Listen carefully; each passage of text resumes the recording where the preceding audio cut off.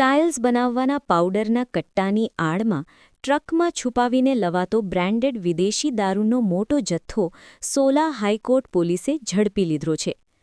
Police commissioner Ahmedabad શહેર અને અધિક પોલીસ કમિશનર સેક્ટર 01ના નિર્દેશ મુજબ પ્રોહિબિશન પ્રવૃત્તિ સામે કડક કાર્યવાહી માટે ચલાવાતે વોચ દરમિયાન સોલા હાઈકોર્ટ પોલીસ સ્ટેશનને ચોક્કસ બાતમી મળી હતી.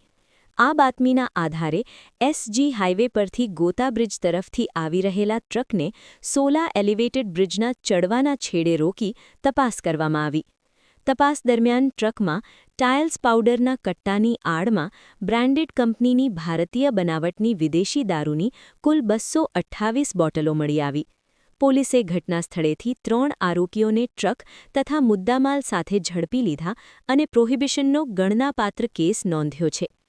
આ કાર્યવાહીમાં વિદેશી દારૂની બોટલો, ટાટા મોટર્સ કંપનીનો ટ્રક, મોબાઈલ ફોન અને અન્ય સામગ્રી મળી કુલ ₹19 લાખથી વધુનો મુદ્દામાલ કબજે કરવામાં આવ્યો છે. આ મામલે સોલા હાઈકોર્ટ પોલીસ સ્ટેશનમાં પ્રોહિબિશન એક્ટ હેઠળ ગુનો નોંધાઈ વધુ તપાસ હાથ ધરવામાં આવી છે.